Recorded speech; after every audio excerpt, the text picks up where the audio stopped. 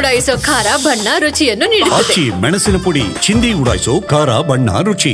ಇನ್ನು ಬೀದರ್ ಜಿಲ್ಲೆಯಲ್ಲೂ ಕೂಡ ಮಳೆಯಿಂದಾಗಿ ಅಪಾರ ಬೆಳೆ ಹಾನಿಯಾಗಿದೆ. ಬೆಳೆ ಹಾನಿಯನ್ನು ವೀಕ್ಷಿಸೋದಕ್ಕೆ ಬಿಜೆಪಿ ರಾಜ್ಯಾಧ್ಯಕ್ಷ ವಿಜಯೇಂದ್ರ ಕೂಡ ಅಲ್ಲಿಗೆ ಆಗಮಿಸ್ತಾ ಇದ್ದಾರೆ. ಪರಿಷತ್ ವಿಪಕ್ಷ ನಾಯಕ ಛಲವಾದಿ ನಾರಾಯಣಸ್ವಾಮಿ ಔರಾದ್ ಹುಮ್ನಾಬಾದ್ ತಾಲೂಕಿನಲ್ಲಿ ಇವತ್ತು ಬೆಳೆ ಹಾನಿಯನ್ನು ವೀಕ್ಷಣೆ ಮಾಡ್ತಾರೆ. ಈಗಾಗಲೇ ಭೇಟಿ ಕೊಟ್ಟಿದ್ದಾರೆ.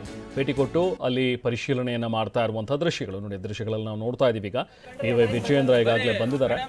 ಸ್ಥಳಕ್ಕೆ ಬಂದು ಏನೇನು ಬೆಳೆ ಹಾನಿ ಆಗಿದೆ, ಎಷ್ಟು ಪ್ರಮಾಣದ ಬೆಳೆ ಹಾನಿ ಆಗಿದೆ ಅನ್ನುವಂಥದ್ರ ಬಗ್ಗೆ ಛಲವಾದಿ ನಾರಾಯಣಸ್ವಾಮಿ ಅವರು ಕೂಡ ಈ ಸಂದರ್ಭದಲ್ಲಿ ಹಾಜರಿದ್ದಾರೆ.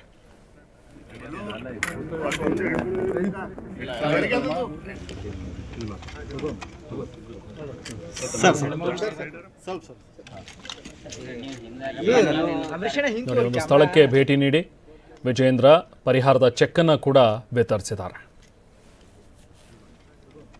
ನಾನು ಮುಖ್ಯಮಂತ್ರಿಗಳನ್ನ ಈ ಸಂದರ್ಭ ಟೀಕೆ ಮಾಡೋದಕ್ಕೆ ಹೋಗೋದಿಲ್ಲ.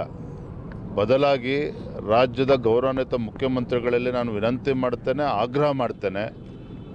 ಹಿಂದೆ BJP ಸರ್ಕಾರ ಇದ್ದಾಗ, ಯಡಿಯೂರಪ್ಪನವ್ರ ಮುಖ್ಯಮಂತ್ರಿಗಳಿದ್ದಾಗ NDRF ನಾರ್ಮ್ಸ್ ಏನು ಬಡವರಿಗೆ ರೈತರಿಗೆ ಪರಿಹಾರವನ್ನು ನೀಡಿದರು, ಅಷ್ಟೇ ಪರಿಹಾರವನ್ನು ಅಂದಿನ ಮುಖ್ಯಮಂತ್ರಿಗಳು ಯಡಿಯೂರಪ್ಪನವರು ಕೂಡ ರಾಜ್ಯ ಸರ್ಕಾರದಿಂದ ಪರಿಹಾರವನ್ನು ನೀಡಿದರು. ಯಾರು ಮನೆ ಕಳ್ಕೊಂಡಿದ್ರು ಅವ್ರಿಗೂ ಕೂಡ ಪರಿಹಾರನ ಕೊಟ್ಟಿದ್ದರು ರಾಜ್ಯ ಸರ್ಕಾರ.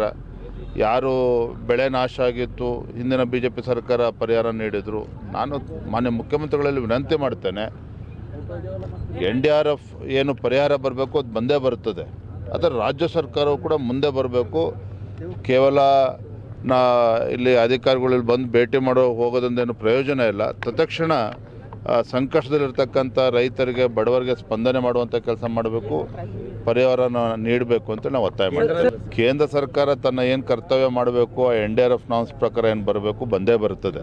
ನಾನು ಹೇಳ್ತಾ ಇರುವಂಥದ್ದು, ರಾಜ್ಯ ಸರ್ಕಾರ, ಮಾನ್ಯ ಮುಖ್ಯಮಂತ್ರಿಗಳು ಅವರ ಜವಾಬ್ದಾರಿಯನ್ನು ಕೂಡ ಇವತ್ತು ನಿರ್ವಹಿಸಬೇಕಾಗಿದೆ.